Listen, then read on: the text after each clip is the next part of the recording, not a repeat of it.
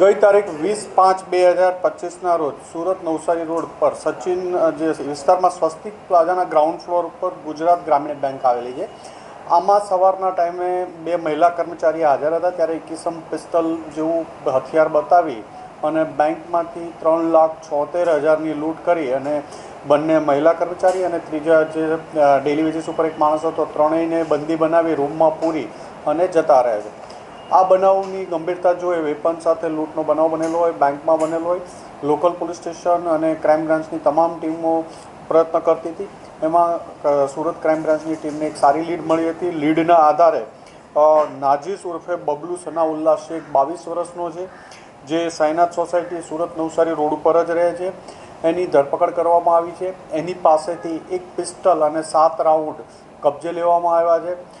લૂંટમાં ગયેલા 3,33,000 જેટલી એમાઉન્ટ કબજે લેવામાં આવી છે.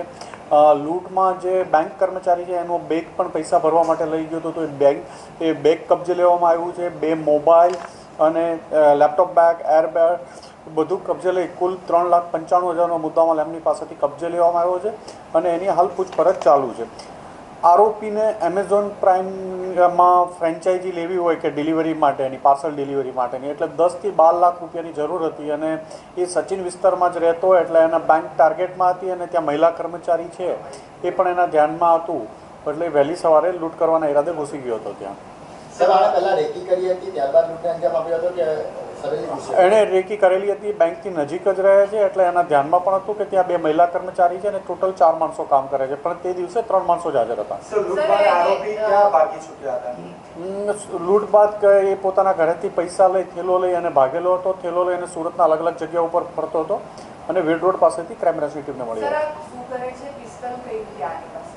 પિસ્તલ એ મુંગેર, આરોપી ઓરિજિનલ ચંપારણ ડિસ્ટ્રિક્ટ બિહારનો રહેવાસી છે અને ત્યાં મુંગેર ડિસ્ટ્રિક્ટમાંથી આ 1 માસ પહેલાં લૂંટ કરવા માટે દીપક નામના માણસ પાસેથી પિસ્તલ અને 7 રાઉન્ડ લઈ આવેલો હતો.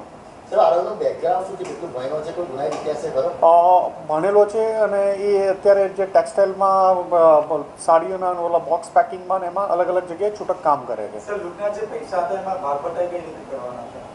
એક જ આરોપી છે, એની પાસેથી 3,33,000 મળી આવ્યા છે. હા, બેંકમાં સિક્યુરિટી ગાર્ડ નહોતો એ સમય પર. એમને હાયર ઓથોરિટીને અમે જાણ કરશું અને એની જે બેંકમાં સિક્યુરિટીના ઓફિસરોને બીજી અલગ અલગ જગ્યાએ પણ આવી બેંકો આઈડેન્ટિફાઈ કરી નથી ત્યાં સિક્યુરિટી ગાર્ડ રાખવા માટે બધા માટે ભલામણ કરશું.